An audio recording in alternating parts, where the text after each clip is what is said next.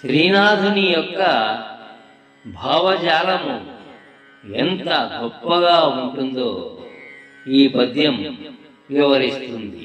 అక్షయం బగు సాంపరాయని తెలుంగాధీశ,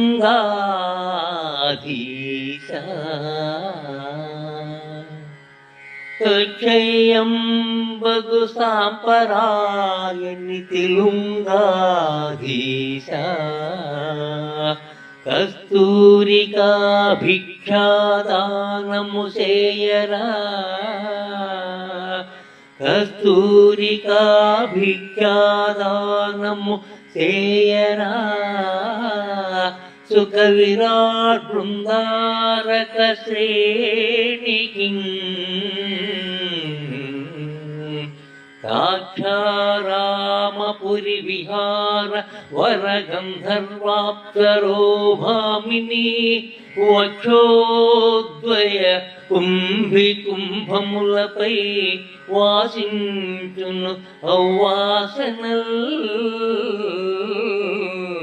దాక్షారామ పురి విహార వర గంధర్వాప్సరో భామిని, వక్షోద్వయ కుంభి కుంభములపై వాసించును అవ్వాసనల్.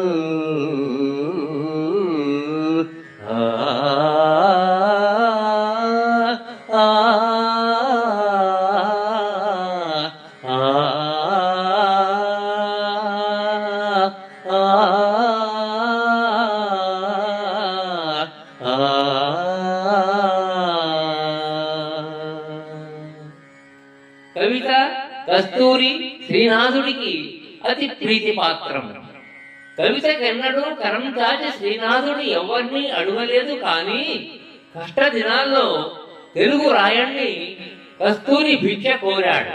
అక్షయంబగు సంపరాయని తెలుగాధీశ, సుకవికి కస్తూరిగా భిక్షాదానము సేవయ్యా అని శ్రీనాథుడు అర్థిస్తున్నాడు. అలా కస్తూరి ఇస్తే అది తను రాసుకోవడానికి కాదట. దాక్షారామపురిలో విహరించు వర గంధర్వాప్సరో భామిని, వక్షోజద్వయ కుంభి కుంభములపై ఆ వాసనలు వసిస్తాయి అంటున్నాడు. ఎందుకలా అంటున్నాడు?